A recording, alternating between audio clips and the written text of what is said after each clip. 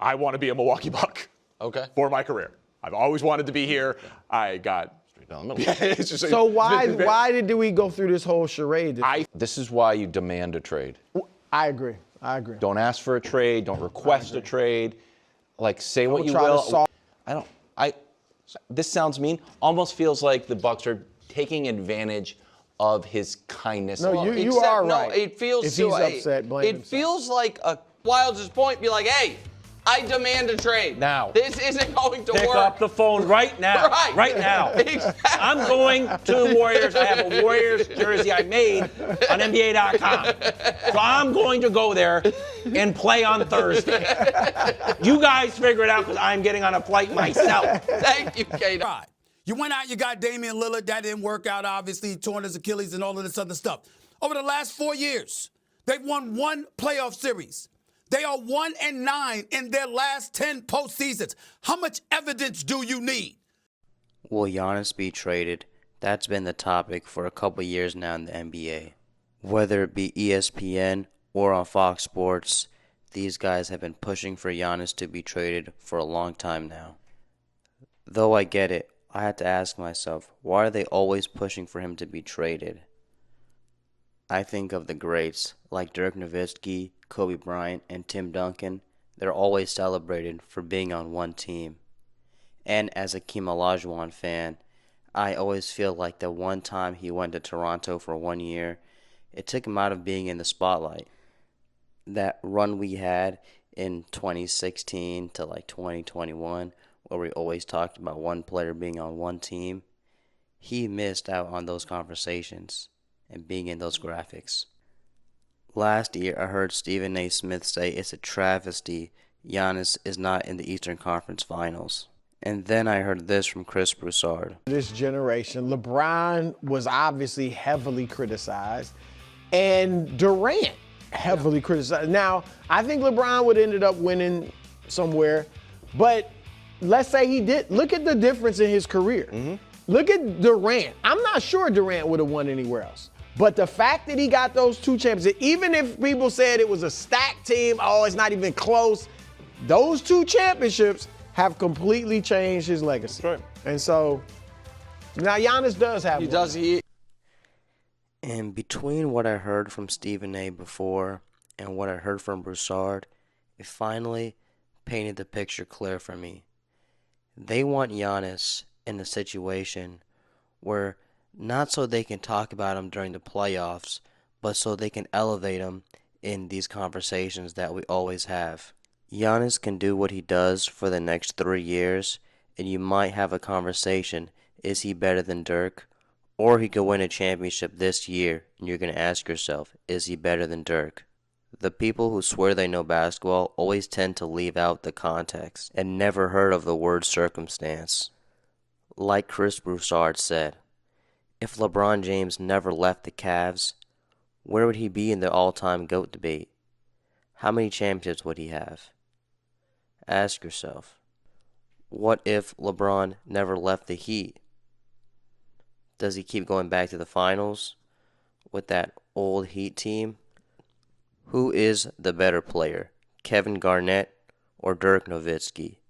When you ask people who are on Dirk's side say his championship is way more important, and that's a fact. But what they tend to leave out, when Tim Duncan was in his absolute prime, Kevin Garnett was basically in his prime as well. Tim Duncan, the greatest power forward of all time, at that time were real debates. Who was the better player between Garnett and Tim Duncan? Dirk not really in that conversation. Tim Duncan had a good team around him. While Minnesota was okay, but they will never have beaten Tim Duncan's Spurs or Kobe and Shaq's Lakers. And I'd even argue that Dirk had better teams as well. Then you look at ability and skill. And for me, I'm going to take Kevin Garnett. Though he's not as consistent on offense compared to Dirk, his defense was right up there. And Kevin Garnett's prime offensively, he could definitely hang with Dirk, while Dirk couldn't hang with him defensively.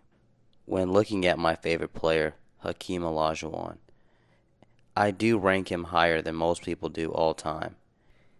And that's because of his ability to carry the team offensively and defensively. 2 championships might not be good enough for you, but Hakeem Olajuwon's teammates, the years he won the title, were the equivalent to the '07 Cavaliers.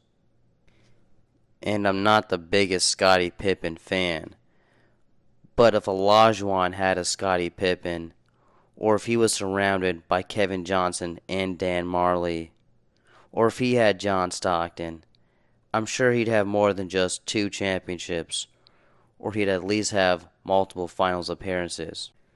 If you know the game, then you know, even when Olajuwon had the big 3, the older guys that is, the Rockets traded away their shooters, and so the Rockets shrunk the floor on an aging Hakeem Olajuwon.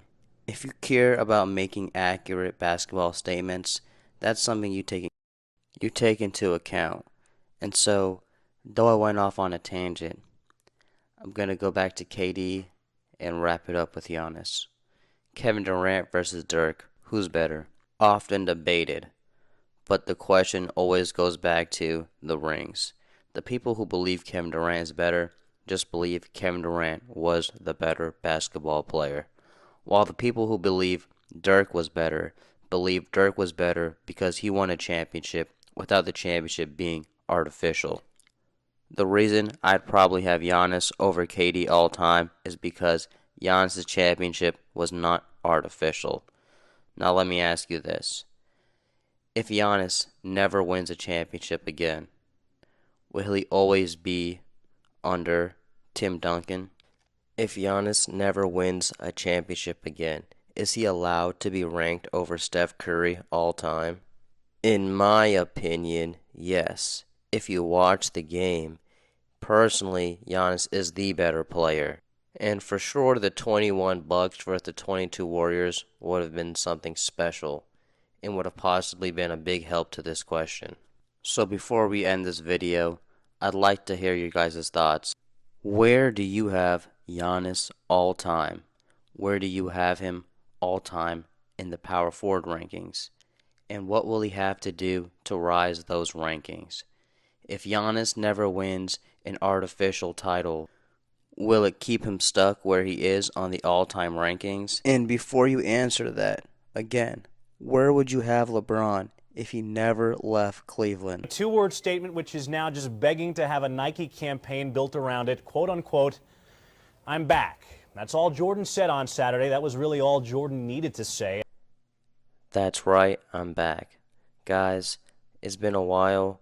My software crashed, but I'm back and ready to get into this.